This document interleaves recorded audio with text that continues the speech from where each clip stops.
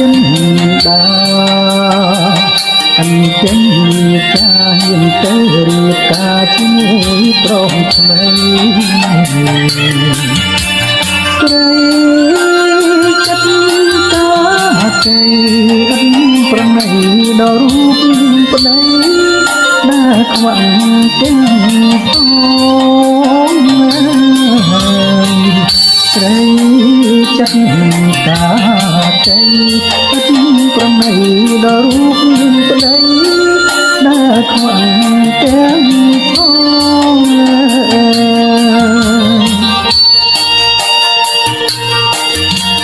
ស្រ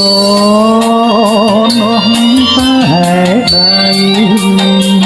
លំត្រកងបីរួមរះមេត្រីមិនដែលហើយមករួមស្នេ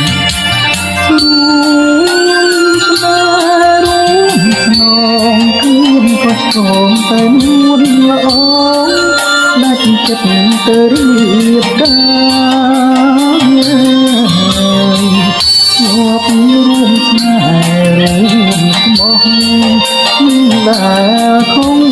កងតែនួនល្អបានមានប្រុសថ្មី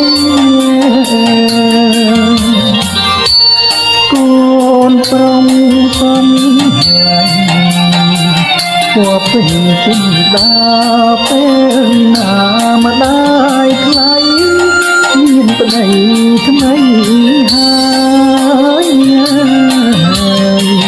ចោលអីឡើយកូនសំឡាញ់ណាយនេះហើយនិស័យ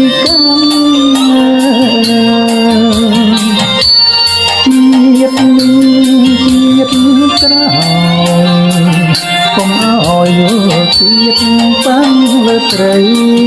មានជាតិឥតស្រណោះ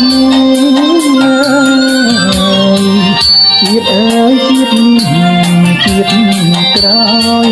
កុំឲ្យយល់ទៀតត្រីមានចិត្តរាប់រយពាន់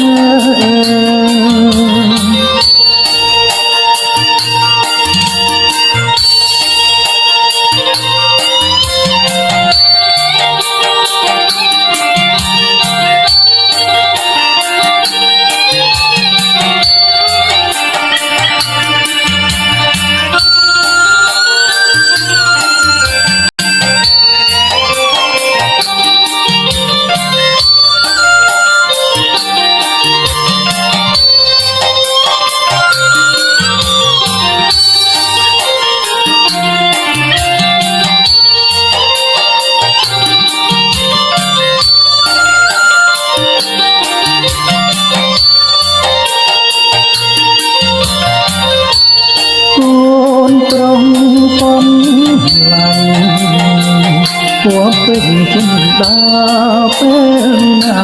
ម្ដាយថ្លៃមានប្តីថ្មីហើយ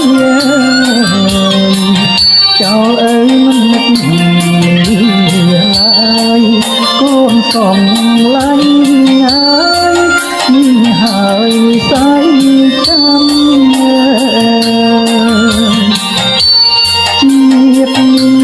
ជាតិក្រោយកុំឲ្យយល់ជាតិតាំងលើត្រីមានជាតិឥតស្រណោះជាតិ